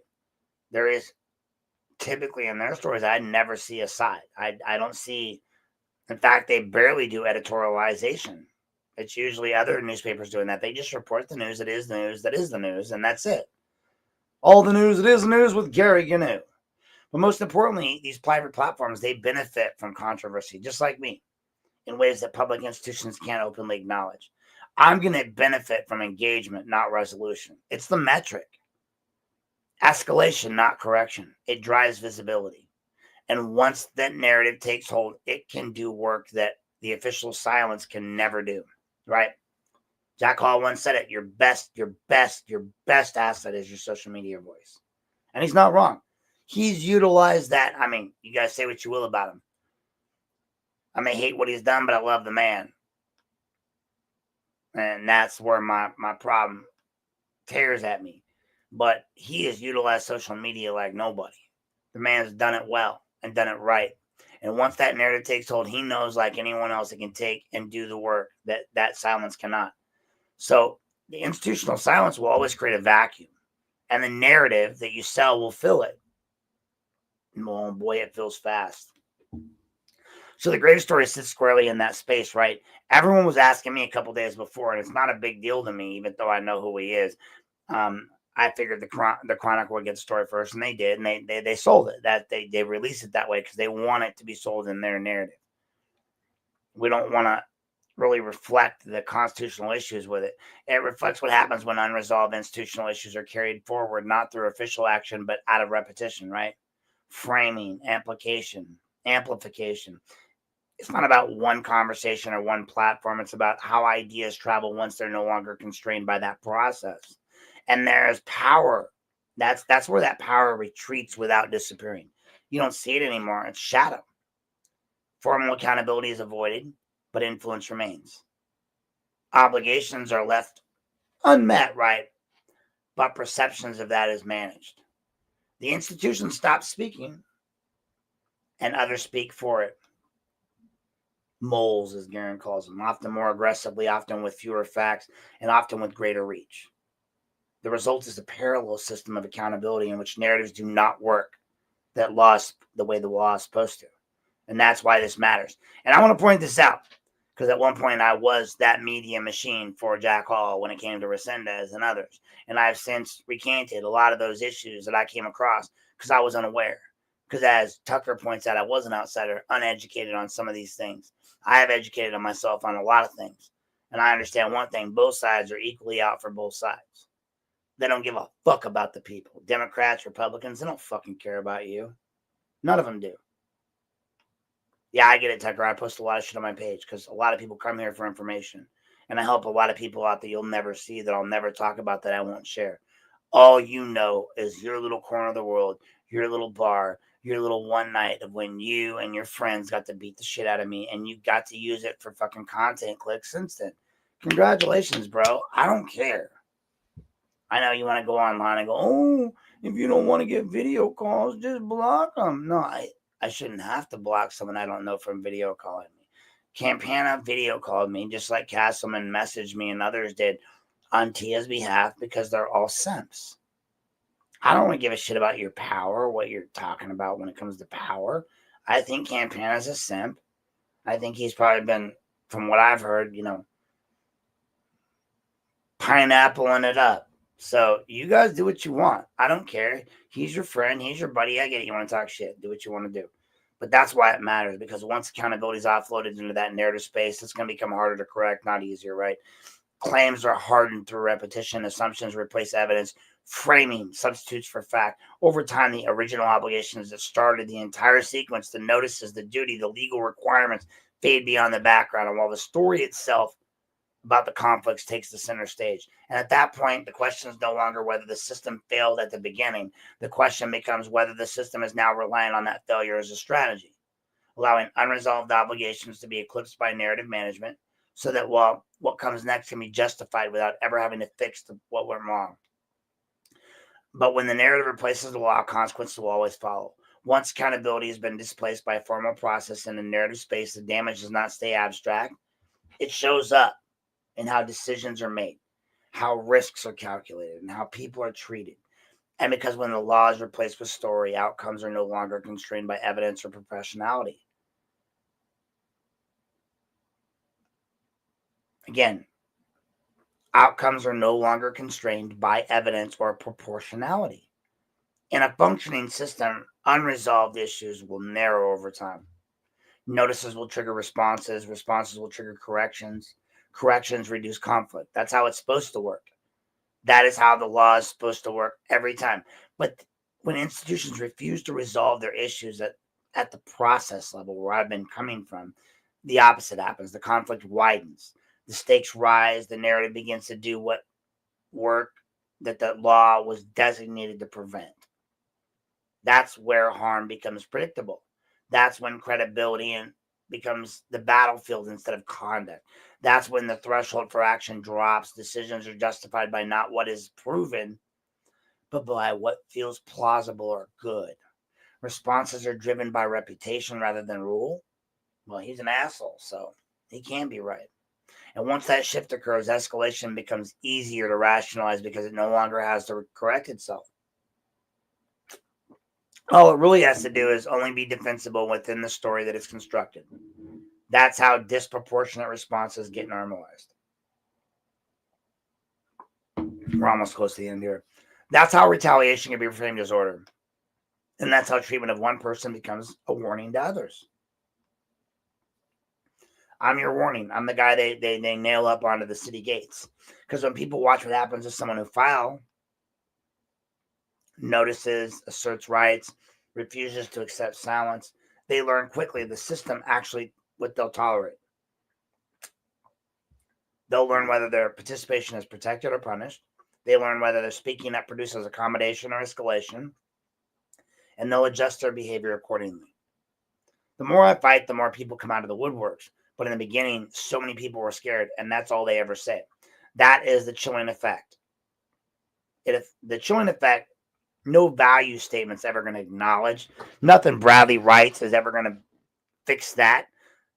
It is also where private amplification becomes the most dangerous. Because once narrative is replaced law, repetition becomes the substitute for proof. The more often a claim is made, the less it is questioned. It becomes public knowledge, right? The more widely it's shared, the more legitimate it becomes and appears. The original facts become harder to recover. Not because they disappeared, but because they're buried under layers of framing, like any legend. At that point, correction is no longer the goal, containment is. And the system no longer asks, well, what went wrong and how do we fix it? It starts to ask, ooh, shit, it's like a disease. How do we keep it from spreading? Everywhere. And that's fundamentally a different question. Because systems that prioritize this containment fact over correction, they're never going to resolve conflict. They're going to externalize it. They move it into places and spaces where it can be managed without obligation. Let's just push that over there. Without record keeping, without consequence, while maintaining the appearance of stability. And that's where the end result of offloading accountability happens. No resolution, no compliance, not safety, normalized harm. The normalization of harm, folks. That's what we got. And once that normalization takes hold, the next step is no longer surprising. It's inevitable. Because when the law stops doing its job, something else always fills the gap. And that's where the story goes next. As we close out here, we're getting towards the end, the chilling effect and how this pattern will suppress participation beyond me, beyond anyone. Like the most serious consequence of everything described so far in this podcast is not what happened to me. That doesn't matter. That only matters to me. It's what happens to all of you and everyone else who's watching. Because your civil right violations rarely announce themselves, right? They don't go, I'm about to violate your rights, sir. They don't usually begin with a mass exclusion or overt bans, right? They didn't immediately start throwing the Jews into the ovens. They had to start little with little signs. They began with signals. They began with patterns. They begin with the quiet observation that someone who speaks up is treated differently. Someone who files notices is managed instead of accommodated. Someone who insists on the process becomes the problem rather than the conduct that triggered the complaint. Aaron, you're always so difficult. Maybe if you were less difficult, we'd give you what you want. What? My rights? I have to fight for those? Okay. That's the chilling effect, folks. It doesn't require a single additional rule or an ordinance or a formal prohibition to take effect. It's when residents watch me, a disabled person or a veteran, place a city on formal notice under federal law. Then I followed the prescribed process, and still I was ignored, confronted, and reframed as disruptive. The citizens will learn something really important, right? They learn asserting their rights carries risks. They learn that participation is conditional on if you cooperate. And they learn that cost of speaking may outweigh the benefit of being heard. And I get that. That lesson doesn't stay theoretical. I've gone through it multiple times. It alters your behavior. People choose not to attend meetings, so we have a lack of attendance. People, because they're afraid they're going to get yelled at, or maybe they might get yelled at by Ray for breathing. People choose not to ask questions because, God forbid, you ask a fucking question, right? What, you don't trust us? No, I don't fucking trust you. Look at you. You're liars. People choose not to file records requests because they make you to be a problem, a troublemaker. McCann called me a vexatious requester. He didn't even know what that word meant. Like, this man has a D average in high school, thought he knew what the word vexatious meant. He couldn't even spell the word vexatious. Fucking idiot. He might be able to eat it if it were in a sandwich, or use it to discriminate against if it were black or gay. But whatever. People choose not to challenge the ordinances anymore, or procedures they know are wrong, like unconstitutional gun ordinances, unconstitutional changes to the Parental Responsibility Acts, and borderline unconstitutional changes to the actual curfew laws. And not because they lack concern, but because they have watched what happens to someone that, who refuses to be quiet. They've seen what happens to me. That's how suppression works in modern civic spaces. It's not enforced through bans. It's enforced through examples. See, look what we did to Aaron. And of course, you guys, just like anybody who comes to see the good hanging, stoning, or whatever, you show up like the good mom you are. And yeah, burn him, burn him! He's a witch, he's a witch! When a resident singled out from the dais, when executive officials yell without consequence, when Ray Carrion can be like, meh, meh, meh, meh, did you say something? Did you say something? And Mary and everybody's like, oh, Ray, Ray, Ray. Even you can hear their voices on there. Are intimidated by other, and the intimidation by the other audience members, like Tia Hilton, is tolerated. And when the person, me, who raises legal issues is treated as adversarial by Bradley and others, rather than engaged on the merits, following the rules and the law they say they want me to follow, see something, say something, my ass, you lying fucks, participation is welcome only if it's agreeable. The second you start reporting one of them, they're like, fuck off. Scrutiny is tolerated as long as it's only soft, right? And your rights are acceptable only if they're not exercised too forcefully. That's the message that's reinforced outside City Hall by private platforms. That's repeatedly framed the same individual, me, as dishonest, obsessive, unhinged, and chilling the effect that I accelerate, and they accelerate that effect. People don't need to be told explicitly to stay quiet. They infer it. They infer it when they see the narrative replaces the process. They infer it when they see credibility attacked instead of claims addressed. They infer it when they see escalation met with silence from institutions and amplification elsewhere. And at that point, participation stops being a civic right and starts feeling like a personal gamble. This is especially dangerous for people who already face barriers to participation. Disabled residents like me, elderly residents like your mom, your grandma, residents with limited transportation, anybody that doesn't have a car, residents with language barriers. Because you don't have a car, you can't get to City Hall. Residents who can't speak English, can't hear. Residents who don't have social capital, institutional familiarity, or the time or resources to withstand the prolonged conflict of being beat up by their government, unlike me. For those residents, the lesson is not subtle. If this lesson is how the system treats someone who documents everything, files formal notices, cites the law, and refuses to back down, what will it do to somebody with fewer tools? What will it do to me? I can't speak like Aaron or do like Aaron or write like Aaron. That's what the chilling effect of the ADA was designed to prevent, right? Title II is not only about ramps and microphones. It's about equal participation in civic life without fear of retaliation, intimidation, or exclusion. Same bullshit Bradley was trying to throw out there about his little letter tonight, right? We respect everyone's ability to participate, but you don't.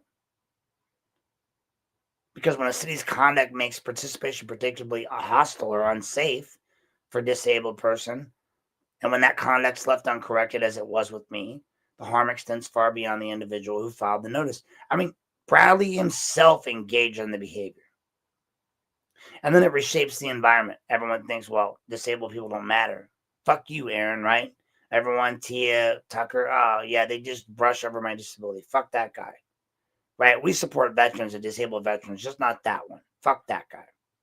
Now, it turns public meetings into deterrence rather than forums. It converts transparency into spectacle. It teaches silence as a survival strategy. Why would you say something when you're going to get bashed? And once silence becomes rational, right? It's good to be quiet. Democracy suffers quietly. That's why these value statements are not going to fix the problem. That's why Bradley's statement doesn't do shit. This is why the optics cannot repair it. This is why the narrative management is so coercive and corrosive. Because the damage is not limited to reputation, mine or otherwise, or my discomfort.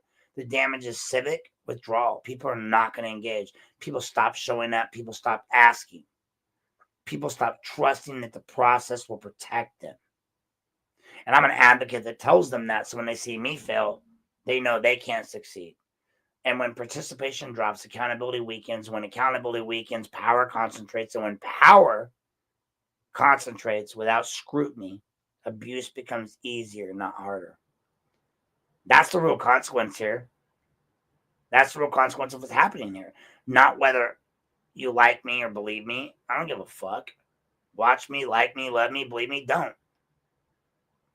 Not whether a podcast gets views. I like that you view me, but if you don't view me, you don't.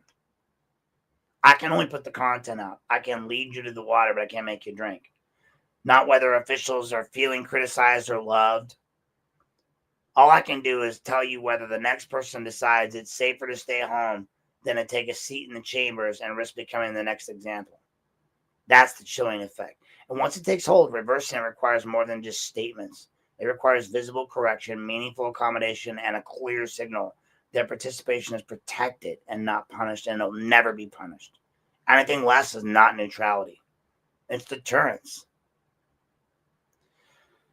All right, folks, this brings us to our final thought. And I'm going to...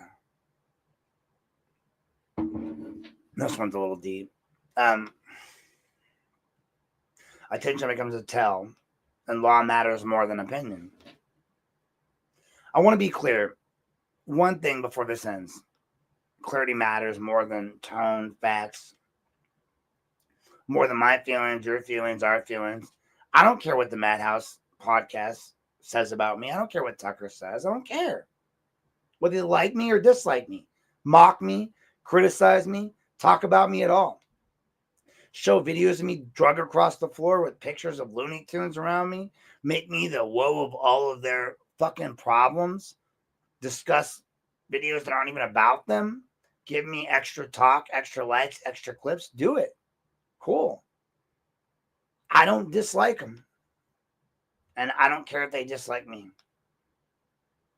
They're entitled to their opinions. It's America. They're entitled to commentary. It's America.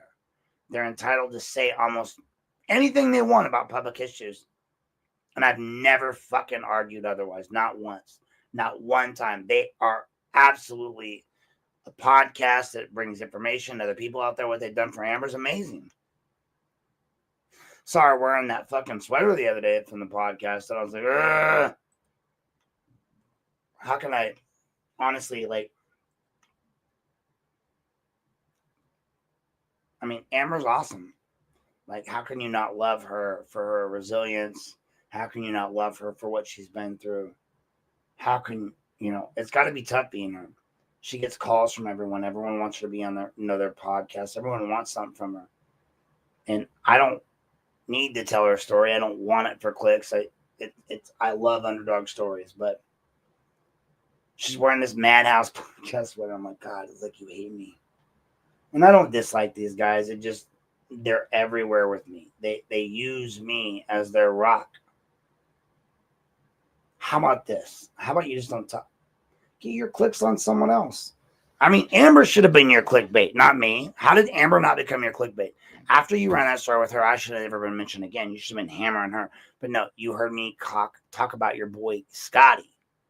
That's what you guys got to do. I got a whole little section over here on Scotty and all his bullshit, but I'm not going to get into that because that's not for tonight. So what's possible to ignore, however, is how much these people all seem to care about yours truly. They care enough to bring my name up repeatedly across the board, not just Madhouse, everyone. They care enough to recycle an incident long after they claimed it was settled. I'm going to recycle it because it's never been settled for me. They care enough to clip my podcast, rebroadcast my voice, replay my words, and use my likeness across multiple episodes, shorts, and platforms. Thank you, by the way. Remember, if you found this by one of their shorts or whatever, or you find this, go to www.aaronknapp, AARONKNAPP, unplugged, UNPLUGGED.com. But hey, they do that because of their own admission. It sells. They know it. I know it. Other people know it. Aaron Knapp, my name sells. You put my name in a hashtag and it sells. I should hashtag Aaron Knapp everything. They talk openly about views. They compare engagements, mine to theirs. They frame relevance as numbers. They explain without realizing exactly why my name keeps being used. Not because it's necessary, but because it's new. It's because my name advances understanding. Maybe? No, not even that. It's because it performs and gets clicks. Not because I'm smart, not because I'm pretty, not because I'm funny, because my name is polarizing.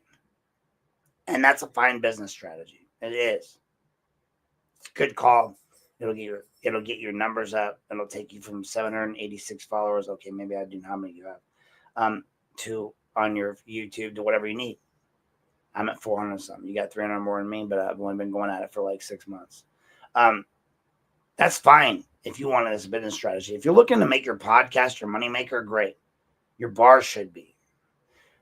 Once your strategy crosses, though, into repeated use of my name, my likeness, and my recorded voice for gain, the conversation stops being about cultural and newsworthy stories and starts being about legal issues.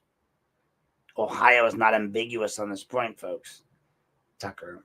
Under Ohio Revised Code, Chapter 2741, because I like my numbers.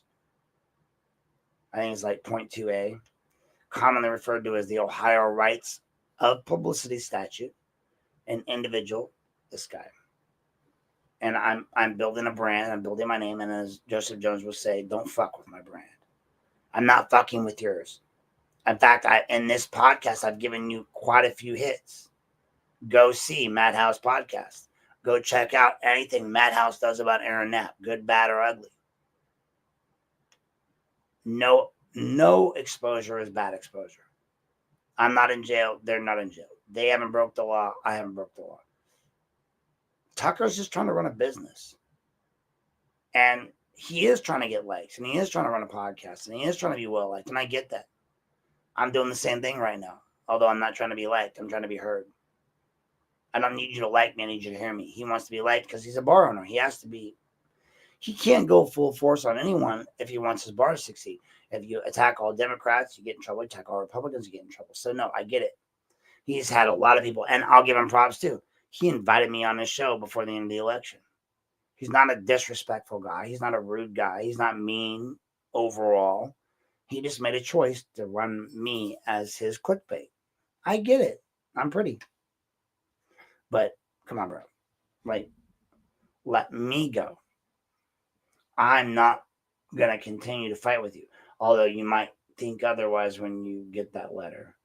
But that's not me, that's my attorney. Okay, like at some point you have to recognize, even if you acknowledge all of the things you said, Aaron didn't want to leave, Aaron did this, Aaron did that, you're still stuck with, you fucked me up for words.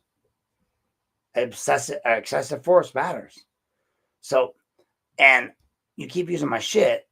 So specifically under RC 2741.02A, that's the one I was looking for, it provides that a person may not use any aspect of another individual's persona for a commercial purpose without prior written consent. Commercial purpose under RC 2741.01B is not limited to direct advertising. It includes use that is intended to promote, advertise, or solicit the purchase of products, merchandise, goods, services, or to increase exposure, engagement, or economic benefit tied to a platform or enterprise. Increased views, increased subscribers, increased reach, and increased monetized potential for all fall squarely within that definition. These are exceptions for news reporting, right? There are them. Like if it was just news, when you first reported it and you put it online, it was kind of a dick move, but it was still news, right? Here's this guy, he's running for council, just like you did with the money, with the voting back from across the street. I was okay with that. I addressed it. I said, hey, I fucked up. Shit happens. People beat me up, whatever. But you guys kept running with it, just like the Chronicle. You guys kept using it, riding and beating that horse until it was dead. And that doesn't recover repeated broadcasting of my podcast clips or my likeness as a recurring content stripped out of the original context used to anchor your episodes or drive your reaction or generate your engagement. Commentary is one thing, resilience is another. So this is where meaningful distinction becomes incidental reference and systematic reuse. Mentioning my name once to discuss an event, not the same as building a multiple episodes, multiple shorts, and reaction segments over and about a specific individual identity and content. Ohio law recognizes that distinction, and courts look at it as a pattern, purpose, and benefit, not just labels. None of this requires me to be offended, and none of it requires me to feel harmed emotionally or any other way. The statute doesn't ask whether I care. It asks whether my persona. It doesn't. It does ask whether my persona is being used without consent for another party's commercial advantage. And if the answer to that question is not determined by what anyone thinks of me, right?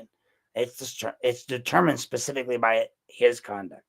So let me end this whole thing and this bullshit where this actually belongs. I am not asking private platforms to stop talking. That would be uncool. I'm not asking anyone to agree with me. I am not seeking permission to participate in civic life from anyone. I am not intimidated by narrative. I have been consistent from the beginning, never wavering. Follow the law, apply it evenly, respect access, respect boundaries. If a platform like Mr. Tucker's and Madhouse Bar Talk, again, I'm going to give it out again. You got to support the creators. Go see Madhouse Bar Talk. They have a lot of followers. These people go out, 768 followers. A lot, I guess. He gets a lot of hits, though. One of my videos that he did about me and one of his videos about me got 21,000 hits. Good job. So that's a lot of hits, folks. And if a platform wants to criticize me and do it without using my recorded voice, great. Take my work, download it like I do, put it in a podcast, use my words. I use your words. But to use my video and my likeness, that's different. That becomes crossing a line. If you want to disagree with my work, you can do so without rebroadcasting my content. If you want to comment on public issues, you can do so without repeatedly using my name and likeness as a commercial hook. I mean, in one of your little shorts, you got my video and your video present. That's not okay. The fact is that it does not choose those options. Will tell you everything you need to know about what actually matters, right?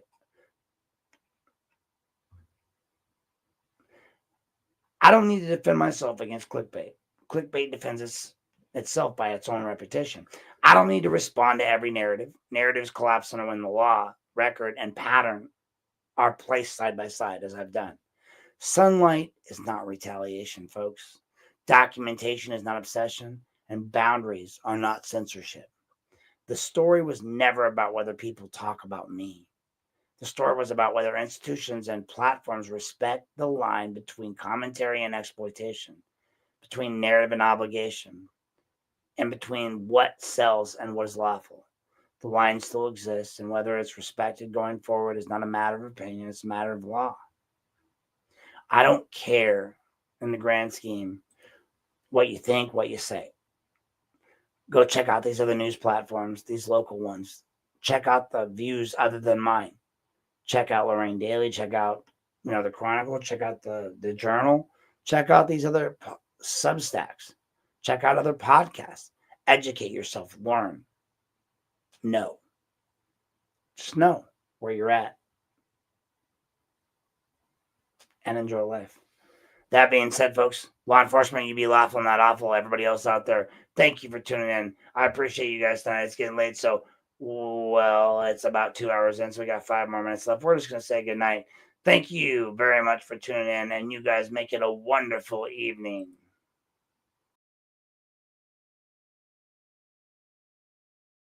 No script, no leash, no polished decoys. Broadcasting without permission. We don't ask. We lift the curtain and we drop the mask. Unplug with nap. Yeah, we cut through the noise. No script, no leash, no polished decoys. Broadcasting without permission. We don't ask. We lift the curtain and we drop the mask. Unplug with nap. Yeah, we cut through the noise. No script, no leash, no polished decoys.